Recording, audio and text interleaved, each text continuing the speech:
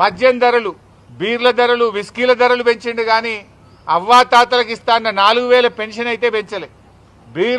విస్కీల ధరలు పెంచిండు.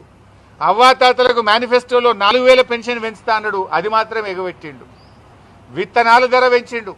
జనుము విత్తనాలు, జిలుగు విత్తనాలు, పత్తి విత్తనాలు, రైతులు వాడే విత్తనాల ధరలు పెంచిండు కానీ రైతుకు రుణమాఫీ చేయలేదు.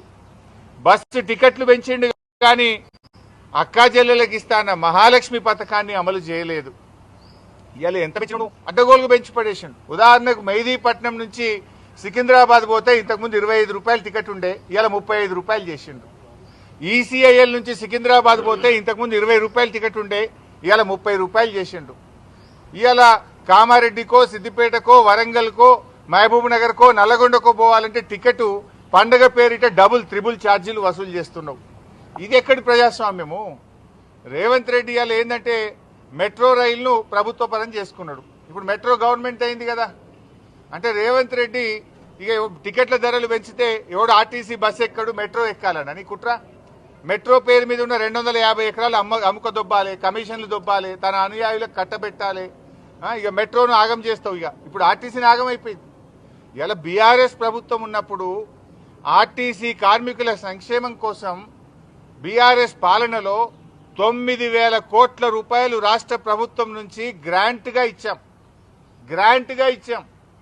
కానీ రేవంత్ రెడ్డి పాలనలో ఏం చేస్తున్నారు? మహాలక్ష్మి డబ్బులు కూడా ఇవ్వట్లేదు. మహాలక్ష్మి కింద నెలకు 330 కోట్లు ఇస్తామన్నారు కదా, ఇప్పుడు 3 నెలలు 4 నెలల బకాయి పడ్డది. మహాలక్ష్మి డబ్బులు కూడా రావడం లేదు. కాగితాల మీద లాభాల్లో ఉందంటున్నారు. కార్మికులకు రావాల్సిన డబ్బులేమో ఇస్తలేరు.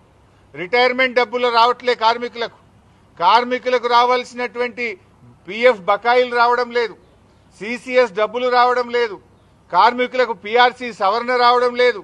కాంగ్రెస్ పార్టీ మేనిఫెస్టోలో ఏం చెప్పింది? కాంగ్రెస్ ప్రభుత్వం అధికారంలో వచ్చిన వెంటనే ఆర్టీసీ కార్మికులను ప్రభుత్వ ఉద్యోగులుగా గుర్తిస్తామన్నారు. నాడు కేసీఆర్ ప్రభుత్వమే కేబినెట్లో ఆమోదం తెలిపింది, జీవో ఇచ్చింది, ప్రభుత్వ ఉద్యోగులుగా ఆర్టీసీ కార్మికులను గుర్తించింది. గెజిట్ నోటిఫికేషన్ ఇవ్వాల్సింది ఇవాళ 2 సంవత్సరాల నుంచి పెండింగ్ లో పెట్టి ఆర్టీసీ కార్మికుల ఉసురు పోసుకుంటుంది రేవంత్ రెడ్డి ప్రభుత్వం.